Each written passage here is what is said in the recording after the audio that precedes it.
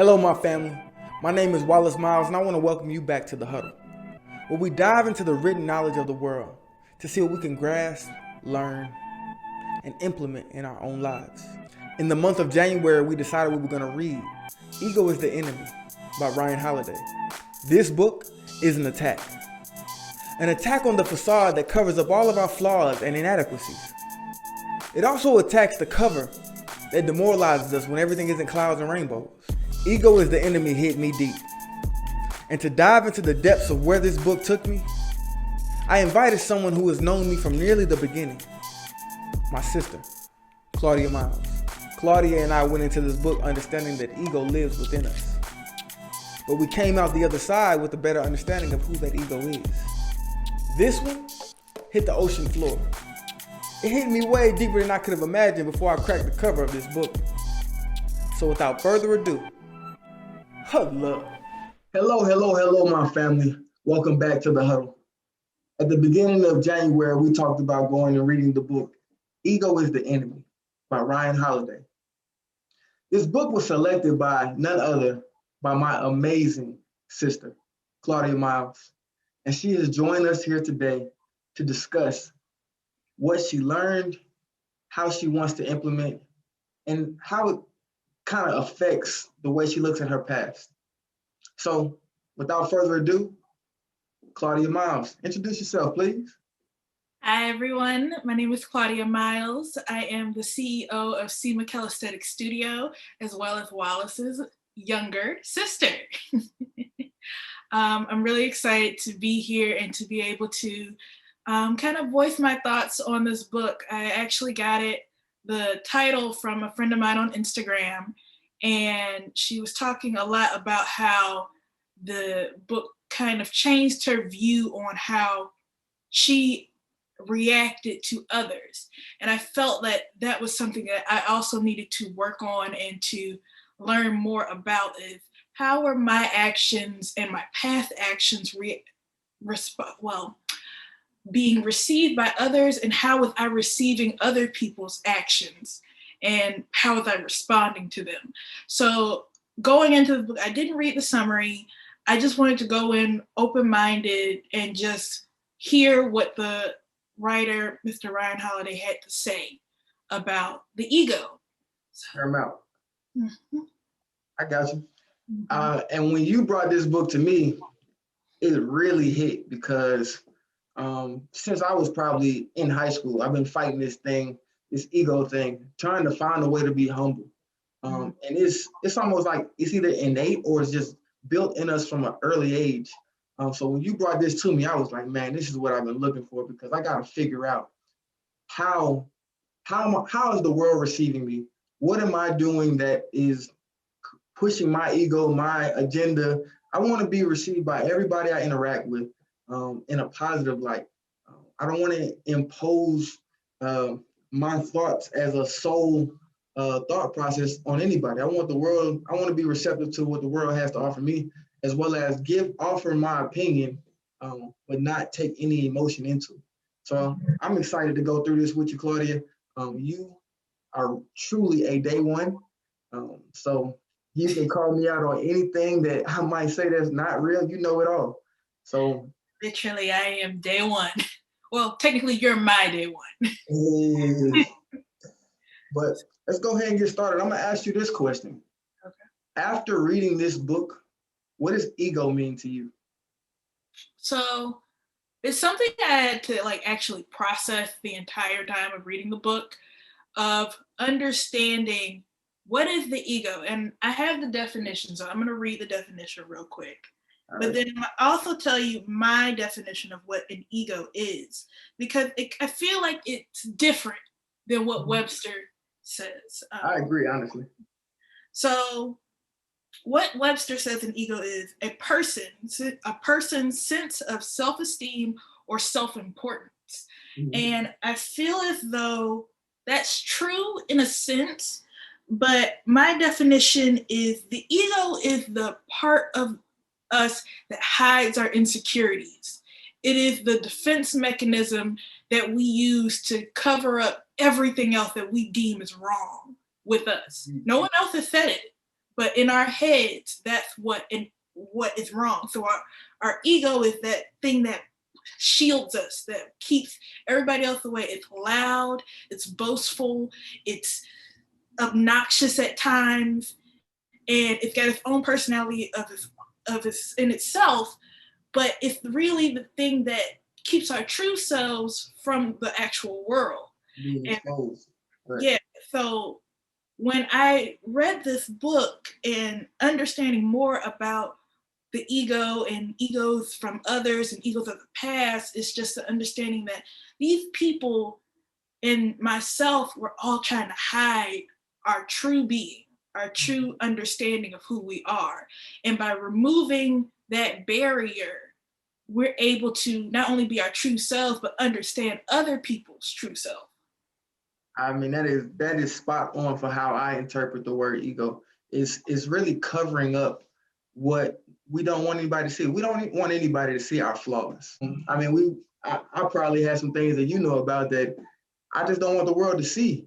But if we understand that just putting out the good, the great stuff about us, then you're never really going to deal with your true issues and really start to develop your whole person.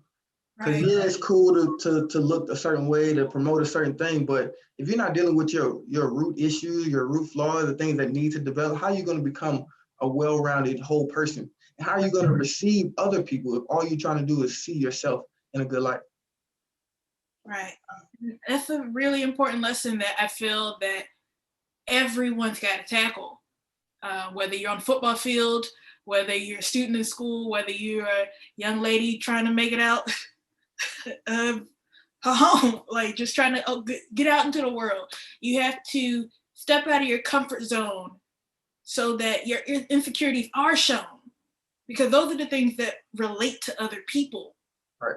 You being perfect and shiny and a trophy doesn't really relate to everyone, because not everybody's going through that. Not everybody understands that. And so when you take ego and self-preservation out of the equation, you can really communicate better with others and get on not only their level, but they can get on your level. Yeah. That Ryan actually talks about us getting on each other's level in the book, in his plus minus equal. But let's dive into one of his early concepts and see how this thing starts rolling, and see where we go. So what I first came up with, he said that there's always more to learn. And how that ties into ego to me is like, we always think we're right. We always think what we know or what we do is the best. But that kind of closes our mindset to what we've been talking about, learning and growing, to really becoming whatever we can become. We kind of shut ourselves in this box. Everybody's talking about they don't want to be shut in a box, but we're putting ourselves in a box when we just live on our ego.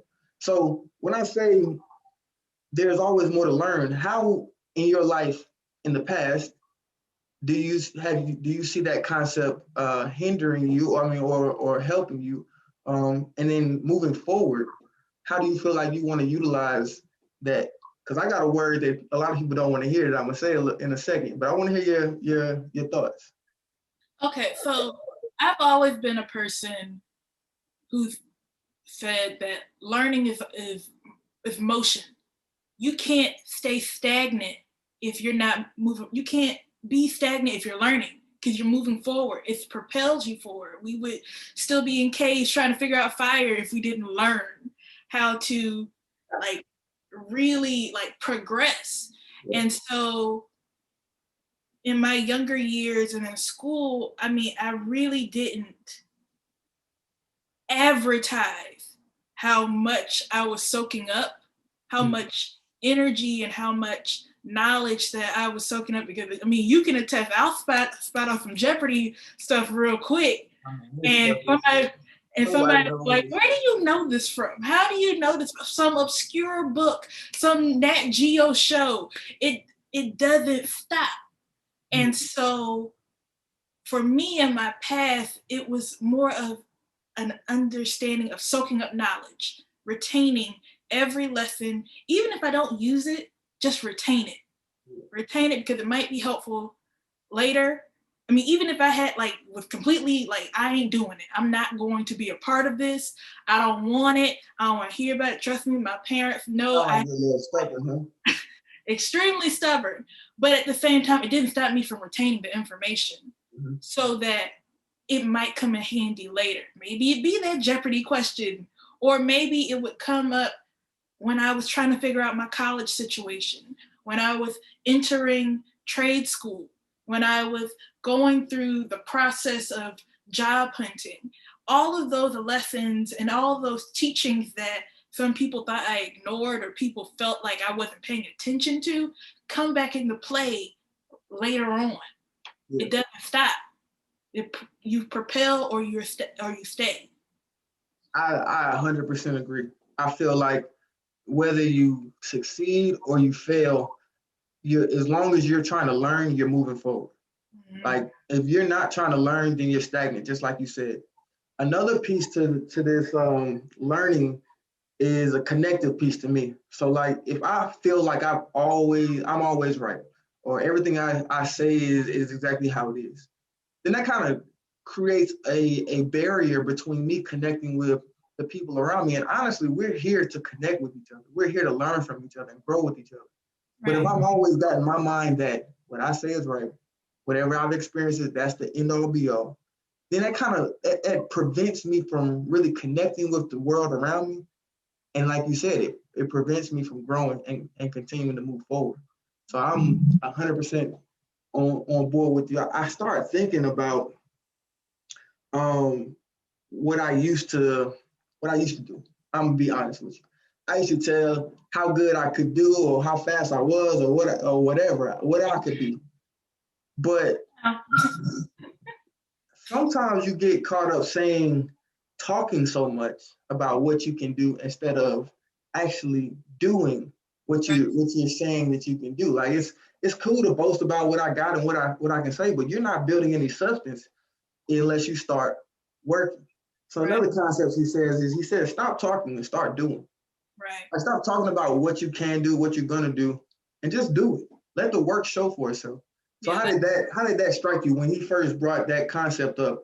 Because I mean it's so easy to be like, yeah, I can do this, I can do that, I can do this, but are you really doing it? Before you go, so I'm gonna be honest. I'm writing a book. So I started writing this book in 2012. And I was telling people that I'm writing a book. I'm gonna write a book. I'm writing a book. But it wasn't until I want to say 2 years ago, I was like, you keep saying this, but you still don't have a book on paper, it's not published. Like, what are you just talking? But now I've gotten my mindset that I'm gonna do this and less about I'm gonna say this. But you can go ahead and say what you were gonna say. I just had to get that out because I know I've been stalling on my own piece. promotion. Woo, woo, let's do it. Let's do it. Let's get it all out there. Don't give him the title yet. Don't give him the title yet. Nah, it's coming. All right. So this is something that this concept of stop talking and do is something that I struggle with to this day because for those who know me, friends, family, acquaintances, coworkers, I don't know when to shut up. And I didn't say it. no, I recognize it because I've been told my entire life. I mean, there are stories about me not knowing when to be quiet going to school, and like it's a thing. Yeah. Anyway, I struggled with it, but I also recognized that there is a power in those words. So, but it's also a hindrance because yes, in my mind I was promoting myself. I'm like by every time I say it, it's another step for me to do it. It's telling me I should do it because I'm telling myself, I'm telling others, I'm telling everybody who will hear that I'm going to do this and I'm doing this.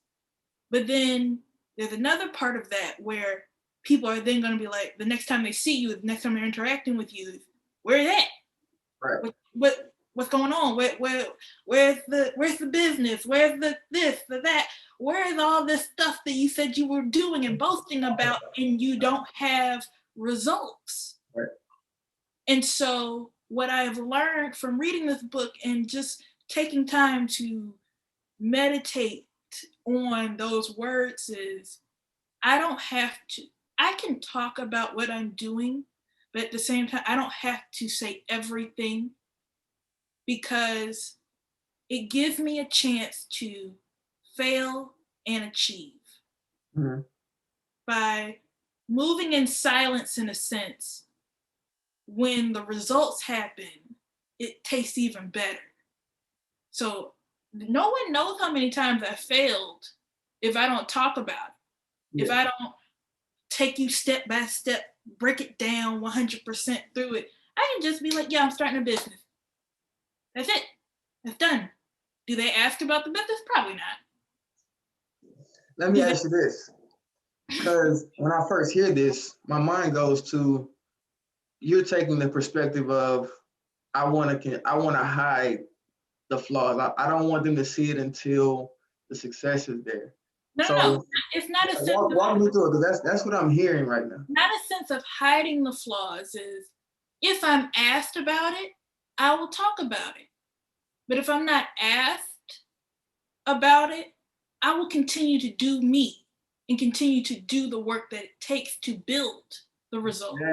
That's the key right there. As long as you are doing that action word, as long as you are moving forward and actually building the substance about what you eventually will have to talk about, like that's the important part. Not the, hey, I'm about to do this, I'm gonna be that, I'm gonna grow this. Like the important part is having the substance.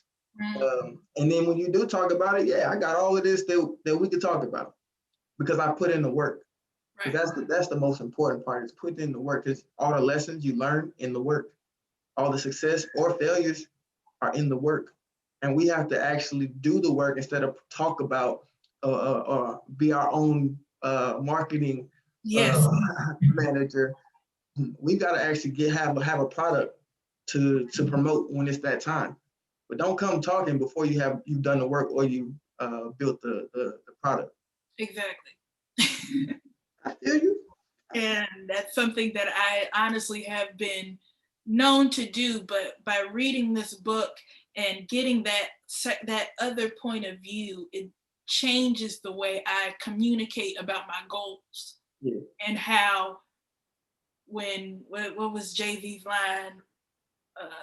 Gangsters only move in silence, like, or I feel like I'm paraphrasing. I'm 100% paraphrasing. If you want, you just drop the bar. But it's that sense that true people who work hard don't talk about how hard they work all the time. They just do it. They do the work. They do the work. You will see the success, because everybody sees success. They don't see the failures, the ups and downs, the stagnant points, but they did the work, and they didn't have to tell you, this is what I'm doing. They just did it, and it was successful, and they're good. Okay, so along those lines, like in society today, Instagram, Facebook, all these social medias, and all we do is see people do amazing things, the great things. Like how is that affecting the society now? Because I got a friend that I know someone that has over 100,000 followers on Instagram. But what I love what he's doing is he's showing us 3 years ago, I had 100 followers. And I continue to press forward, I continue to post, I continue to talk. Like those are the things that really touch me. But 98% of the world right now is promoting what I did that was great. How do we combat that? Probably more than 98, honestly. I was trying to be generous, you know? No, don't be generous. Be honest. Be honest.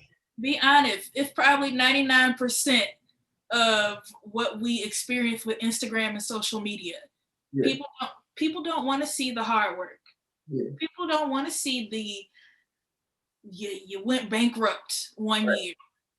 They don't want to see you had health issues. They want to know, oh, what are you wearing in this picture?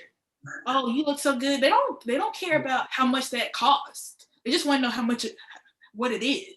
I think they want to hear about the downs after you've risen from them. So like if I lost my job tomorrow, people don't want to hear, I lost my job. I'm kind of depressed, or I'm not feeling the best about what my company is. They want to hear a year and a half later, after I found a way to succeed, and I can flaunt again. They be like, "Yeah, I got fired, and I didn't have anywhere to go, and now I found a way up." They want to hear that story. They don't want to hear it in the moment, though. I feel like you're being a little bit too generous toward people, and that's a good thing. you see, you see a brighter future for us. Exactly. For me, in this new social media world, because it's new in a sense that when social media like Instagram came out, I was graduating high school. Like, that's crazy to me. And I mean, even the internet wasn't a thing until like the late 90s. Like, not a real thing where people could be searching for any and everything. So it's a young mindset of social media and how it affects people and how it affects the mind. We still don't know all that it does to the mind, but what we do know is how it affects people's egos and how it affects people's mindset of who they are. It can be extremely toxic because you go from, well, it doesn't matter if I don't post it. I didn't do it if I didn't post it. Exactly. I didn't achieve anything if I didn't post it. Yeah. When in reality is most of the hard work doesn't get posted. It's not told on your Instagram. It's not told on your Snapchat, social media, TikTok, whatever you call it. Right. Those stories are the stories that really change people, not the Instagram post. And so when I see the post about, 10 years ago, I was down on my luck, I was living in my car. Yeah, we care about that story for one post. We're not caring about it for 5, 6, 7 posts in a row. We just want to see you. It wasn't one moment. This was a time period in life that I was down. Like, right. People were like, okay, cool, that happened. How did you get to the top? Man, it was a grind, man. Show me the blueprint and don't have any ups and downs and rivers and valleys. Just show me how you got here.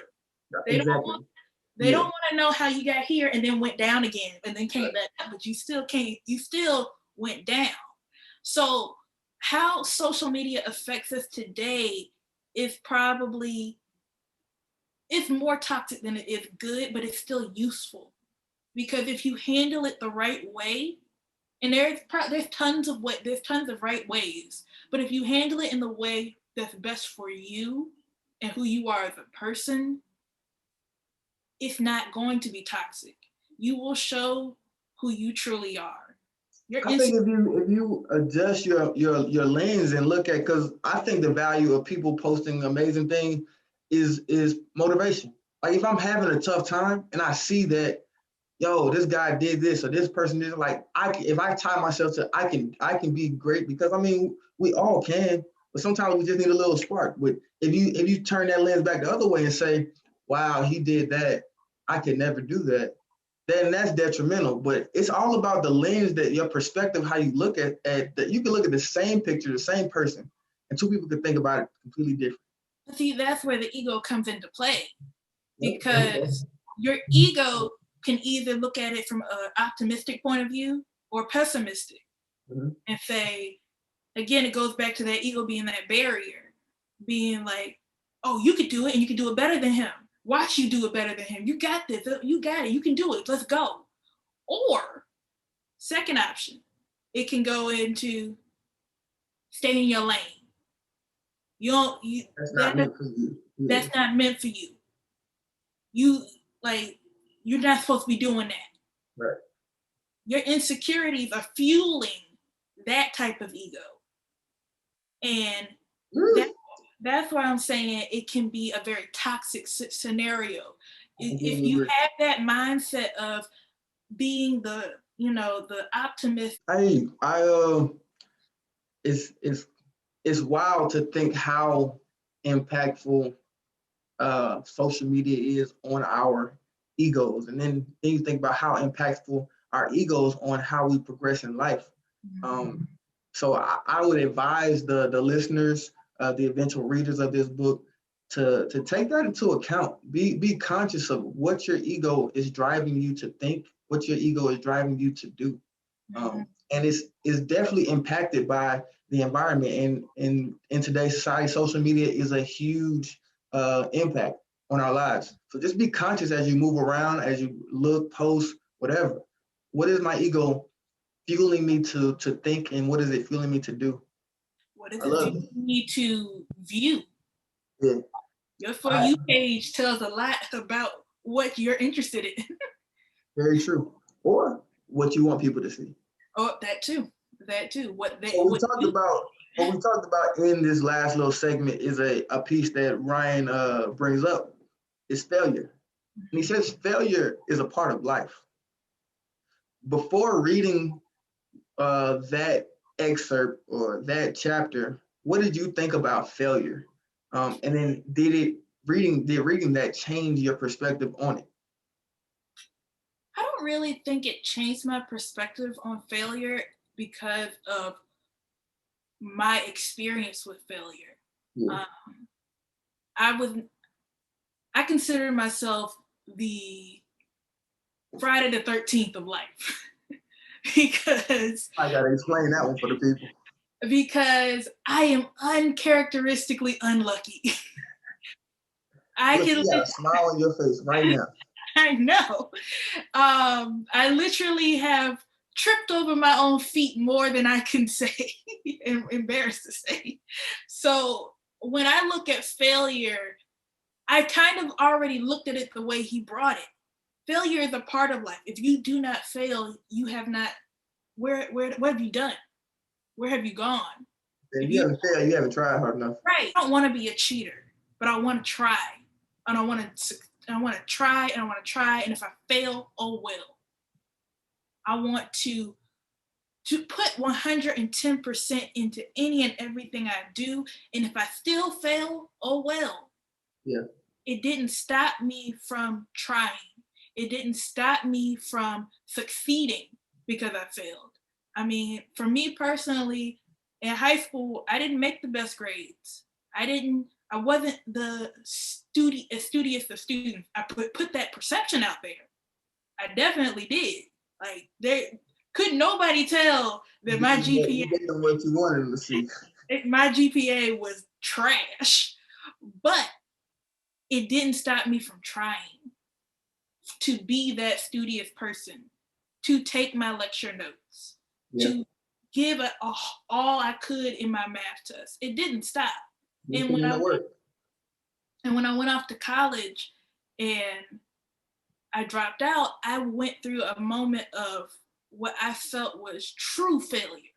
Mm-hmm. Because I did, in my mind, and my ego said I didn't complete the goal. Mm-hmm. I didn't finish what was started.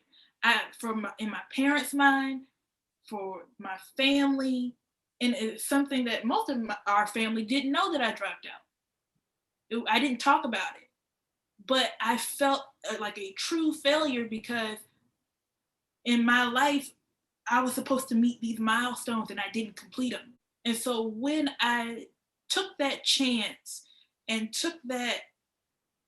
made a choice to leave school, it was no one else's choice. It was mine. I did it to myself. I couldn't blame anybody.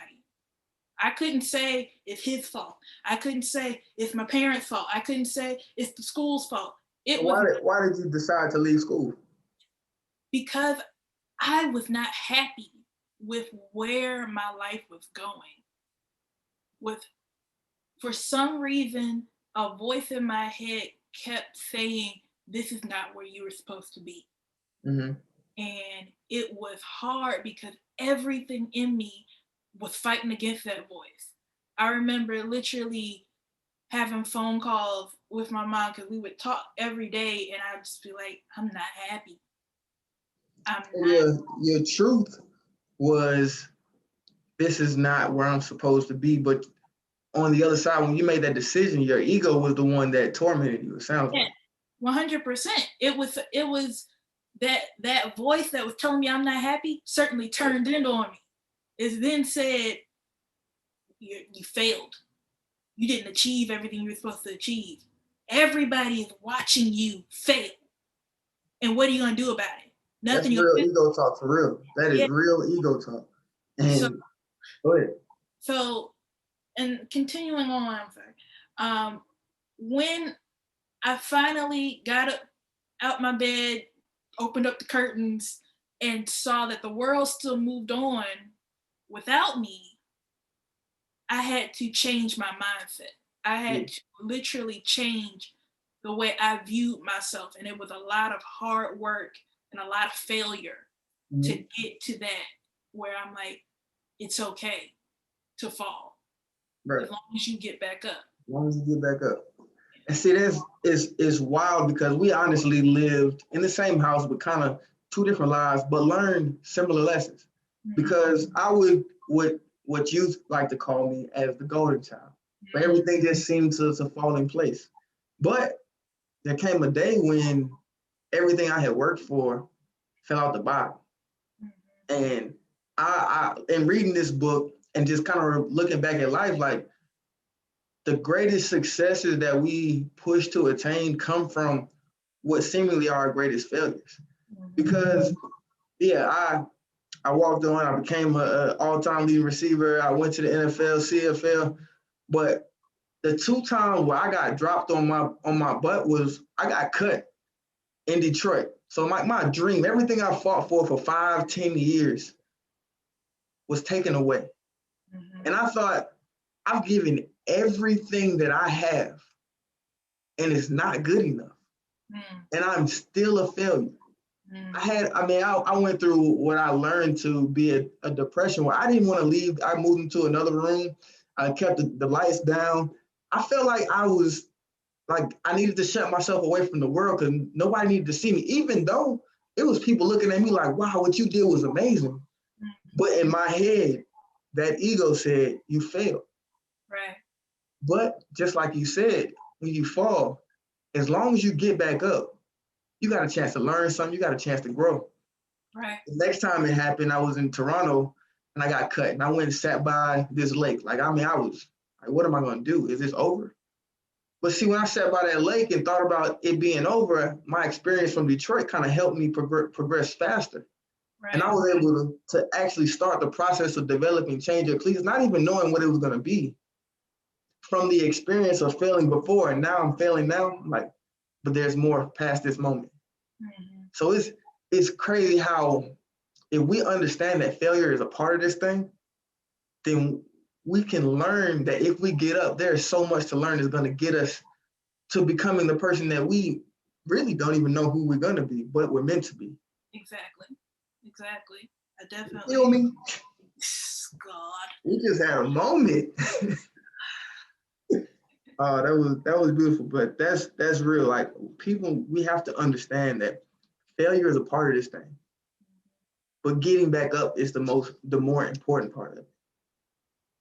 So let's go into a few more concepts that Mr. Ryan Holiday brought to us, and just thinking about society and how we're here to connect. He has this concept of plus minus equals, like we talked about briefly earlier.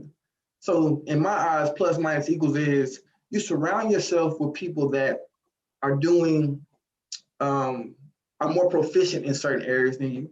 You surround yourself with people who are less proficient, and then you surround yourself with people who are on the same plane.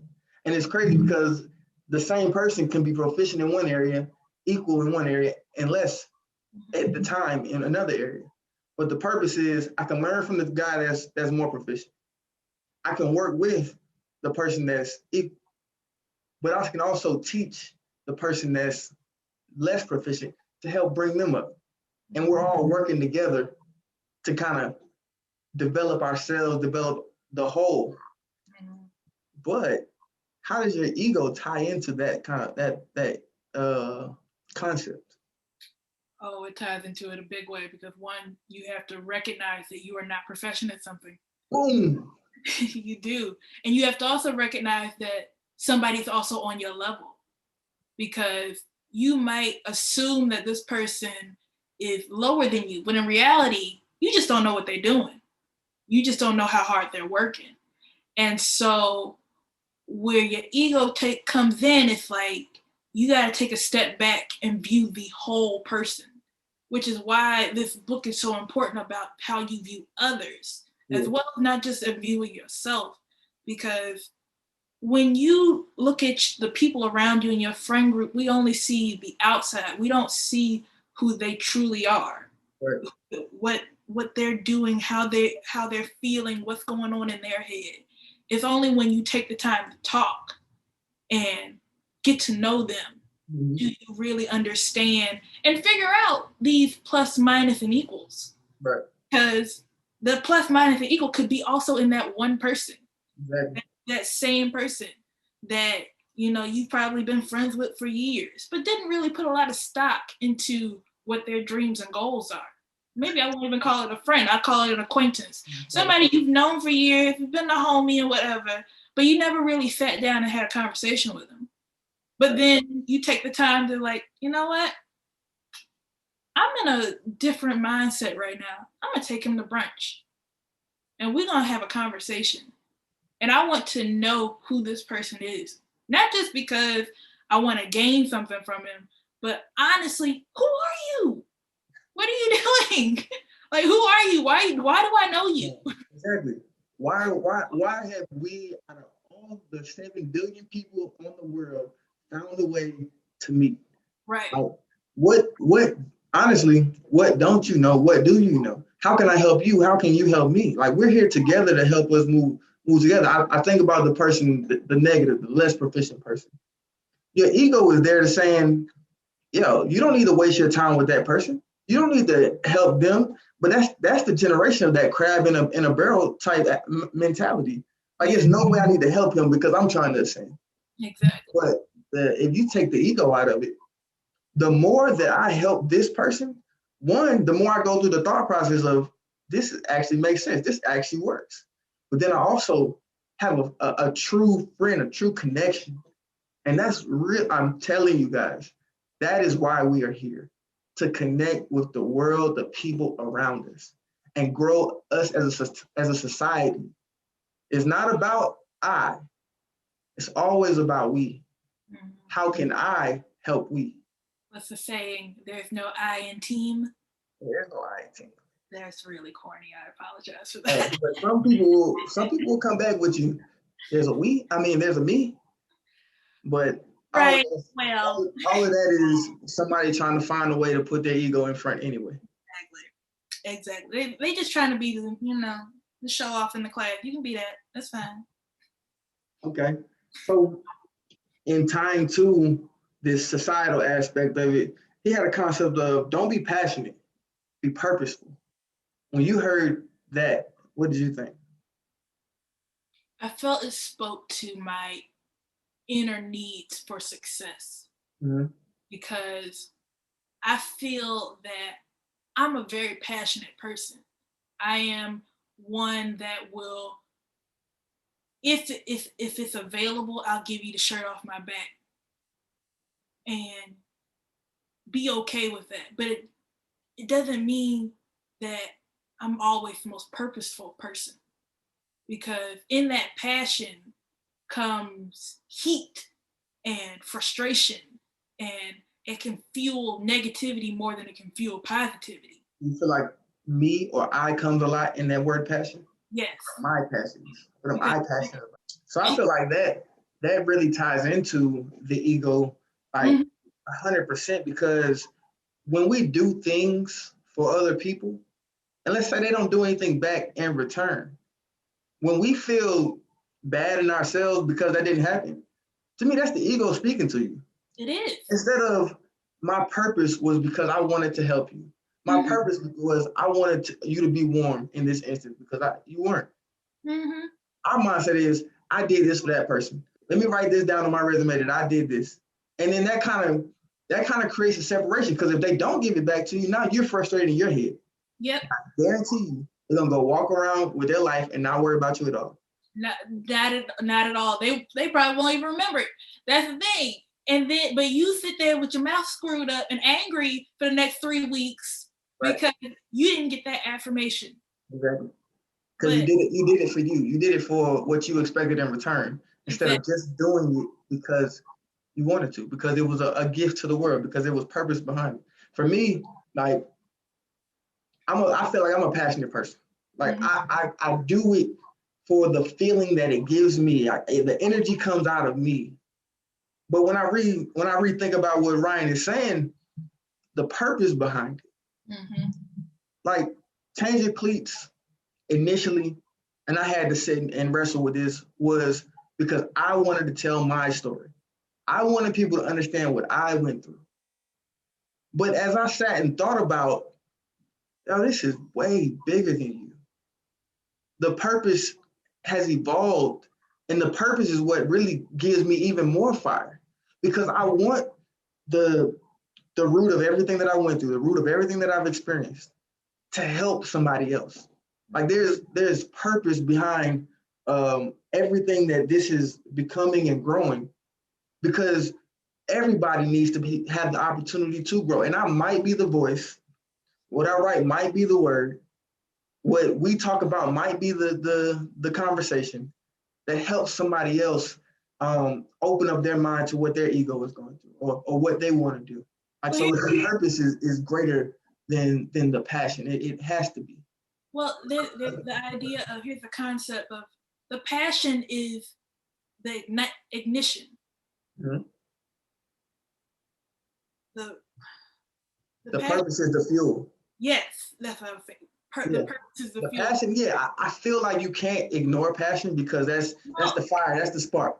But if you want it to carry on, you got to feed the fuel. You got to find the purpose of why you are doing this to help the world around us. Exactly. Bars. Oh God, you might be cornier than I am. I know I'm corny. It's cool. Okay, so this thing that is tied to ego, and to me sometimes it's synonymous. This word pride. And Mr. Ryan Holiday says, swallow your pride. Why? I think this is something that you thought you need to learn personally. We go deep. That's why I'm living, so I can learn some more. Pride is a sin. It is one of the big sins. Yeah. And when you are prideful, it takes away a lot from what you did, because you lose a lot of the grace that comes from just being a humble person. Yeah. And I feel as though those who are prideful and who boast do not last long. Those who are humble and have quiet rejoice tend to succeed and move further in life. I feel like I would counter that, because I feel like it's a lot of people who succeed in life, but they are very prideful. But so I would alter what you said is, if you live a prideful life, it won't be as well of a life. I won't say that either. What I'm saying is, when I say prideful in a sense of doesn't last long, yes, we see people on social media, again, entertainment, that they seem prideful, but we don't know them. We haven't had a conversation with these people. We don't know who they truly are.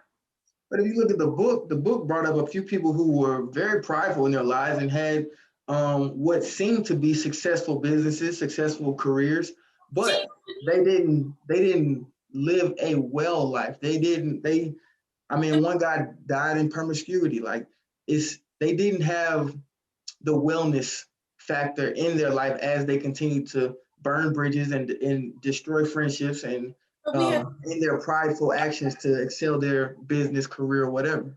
That right there is just what I mean. It's a sense of, yes, they were successful for however long that they were with us, but in their personal lives, how were they? When I talk about being whole and healthy and all around have wealth, it is not in a sense of one thing. It is spiritual wealth, monetary wealth. It is family wealth, not just money again, but being able to have connections with people outside of your circle. Well, and see that I feel like we're getting to the same point, and that's why I said Yeah, you don't live a well life if you're prideful. So yeah, you can be successful in the world's eye, but you won't. It's shown in the past, in history, and most of our lives that you won't have a well life if you live a prideful life. That's what I'm trying to get to, and I feel like we're going to the same point. No, we are in the same. We're in the same ballpark. We just gotta get to the same base. I hear you. See, I'm throwing in sports references. Look at your sister. I hear you. So you just made me think of Hank Aaron. Yes. Really appreciate that guy. I know that's a random moment, but yeah. No, I wasn't very impacted by his life, but I recognize that he made a stamp in a lot of people's lives without even knowing them. And I think what he had to go through shows. I mean, it ties into what we're talking about. Is he had to shut his ego down because he was also in that era where he wasn't the rightest thing to be a African American baseball player. Right. And he had to dial his ego down just like Jackie Robinson did to continue to move forward. And that's an interesting story. You bring up Jackie Robinson because he was a very prideful man, but he had to learn to humble himself so that he could survive, not just play baseball, but just survive. And not a lot of people realize that these people who make stepping stones for us to succeed and move forward had to change a lot about who they are as a person just to make it. Right. And so when we think of Jackie Robinson and Hank Aaron, we have to take time and just realize all the struggle and everything they went through, and all the success might not have happened if they didn't change their worldview, didn't change their lens of the situation. I said they had to take their emotion out. They had to take their ego out for the greater good, for the purpose.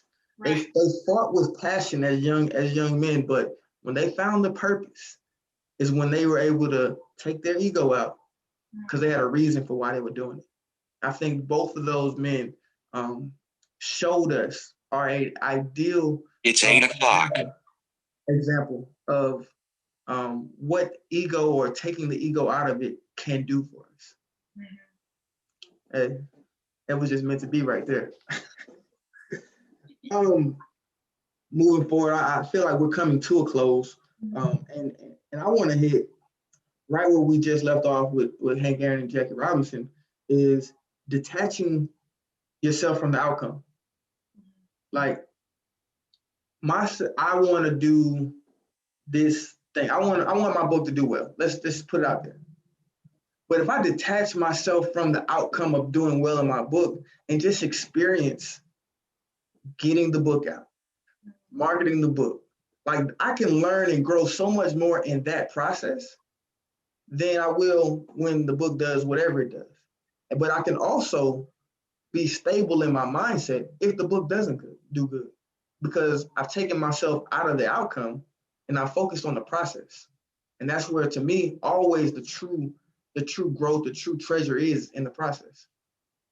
That what you just said reminded me of this interview that Oprah gave when her show had just started. She I forget the interviewer, but he asked, "What if the show fails?" And she said, "It won't fail because I won't let it fail. It will succeed because it will succeed, not because nobody viewed it or anything, because I put the work in." Right. And you did what was necessary for it to succeed. You take yourself out of how other people view it and just say, I succeeded. I finished the book. It's out there. People can read it if they want. People can view the show if they want. People can watch this if they want. But the thing is, you did it. You finished. And that's the most important part of it, is to finish. And that brings back this social media thing again to me, because you put this post together, we put this out there, and you don't get any likes. Like, what does that do to your mindset? If I allowed every time I put something out that nobody looked at to determine how I thought about myself, I can never wake up in the morning. I can never get out of bed. So we take ourselves away from the outcome, detach ourselves from the outcome, then we can continue to move forward and learn the lessons that we need to. Exactly. It's all right to fail. It's all right for every post that you put out there not to have 1 million likes. It's fine. But as long as you are continuing to put in the work, developing images, developing video, developing audio, you're growing yourself. And that is the person that you will wake up, go to sleep, and die with. I feel like this book is not an attack on the ego. It is more of it's telling your ego it's okay. You might not be where you might not be where you want to be right now, but it's okay. Don't allow the negatives of what the world and what even yourself can put in to it to deter you from where you are and where you're going. And I feel as though it's really an ode to the ego instead of a straight up hate letter. Just saying where you are is fine. Be fine in your space. Be comfortable in this place. Mm-hmm. But be also okay to step out of that place. And it's because it goes back to the ego is still a part of us. Even though it's a barrier, it's still a part of who we are. And I feel like that's something that when we say ego, and we go back to the entire book, the ego can be a negative word. When someone says she's got a big ego, they're not saying it in a positive sense. I know Beyonce came up with the song Ego, but in the negative outweighs the positive. And so when we read this book, it's not in the sense of telling us remove your ego entirely. Have self-esteem in yourself. Right. Be willing to fight for what you believe in and what you want for your life. But understand that to move forward, it's going to get uncomfortable. To propel yourself and understand where you've been, it's going to be uncomfortable and your ego is going to take some hits. But it's still going to be there and you'll still find solace and comfort and understanding that all that hard work and all that strenuous time and all that ups and downs prepared you for where you're going. Yeah. I feel like you're leading me on this mental thought that and not making schizophrenia light, but like initially in the beginning you said your ego can be like standing on a table yelling. Mm-hmm. But the point of this book is to gain understanding of what ego looks like. Mm-hmm. And then realizing that that's just a perspective that you have. Mm-hmm. So instead of that person being out in front, you bring this other person right next to you. Mm-hmm. So you can have the conversation. Yeah, I want this, I want that. All right, bro. So now it's time to get to work. I understand that this is where we want to be. This is what we want to do. But now we got to come together and do the work. We got different perspectives different lenses that we can always look at. Exactly. This book right here, to me, is helping us understand that boastful, prideful, demeaning perspective that we can have and put them next to us and like, you're part of this, but you're not going to lead this. We're going to work together on this. Mm-hmm. So like to me, and I didn't really have that realization until right now, until you just said that. Like the ego is not, we can never get rid of that. Mm-hmm. But what we can do is bring him off the table, sit him down, and take him along for the ride to understand his perspective or her perspective. Exactly. This has been amazing, amazing, amazing. So the last thing I do want to talk about ties into success, but it also ties into the world around us. Ryan said that our success is never our own. So to me, when I hear that, it kind of takes me, my mind goes to my grandmother Mary, our mother's mother. Like knowing that she came from Sparta, Georgia, in the country where they sharecrop Jim Crow laws, moved to Philadelphia, where our mother had the opportunity to go to whatever school that gave her the insight to go into architecture. For her to go through her schooling and her education, her career, then to provide knowledge and guidance to us. Then you got the same thing happening on our father's side. Now we're standing in their work. So I can never say, I did this, I am this, without knowing that I will stand on their shoulders. And I feel like people have to understand that, yeah, we got these goals. At the end of the day, you might be the one in the picture, but you represent so many people, so many struggles, so many challenges, failures, and successes. And know that it's not all you. This is always a we thing. What do you say? I agree 100%. I feel as though if we don't pay homage and recognize the people who came before us, the people who were with us, and the people who are going to be with us, then we have not succeeded anything. Because for you, playing football, it's not just getting on the field. Nope. It is the mental understanding, and that came from having conversations with your father.